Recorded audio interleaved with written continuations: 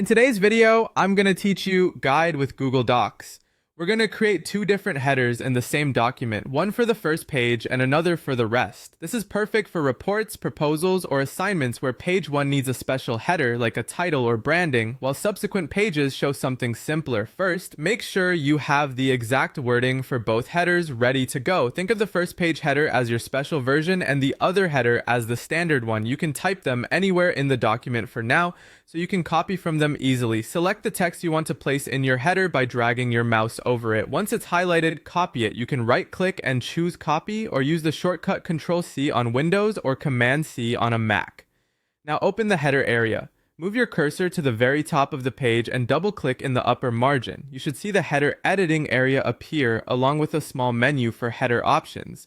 Look for the option labeled Different First Page and turn it on. This is the key setting that lets page 1 have its own header, while the remaining pages share a different one.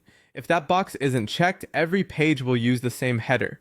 Paste your copied text into the first page header. You can align it left, center, or right, and adjust the font and size just like regular text. If you need more space, use the header top margin setting in the options to expand or tighten the header area. When it looks good, click back into the body of the document to continue.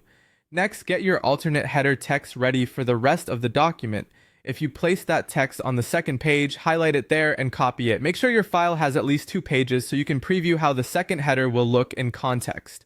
Go to the second page, double-click at the top to open the header area again and paste the text you just copied. Because different first page is enabled, what you paste here becomes the header for page 2 and all pages after it. Tweak the alignment and formatting until it matches your style. That's it. Scroll through to confirm. The first page shows the special header, and the second page onward displays the alternate header.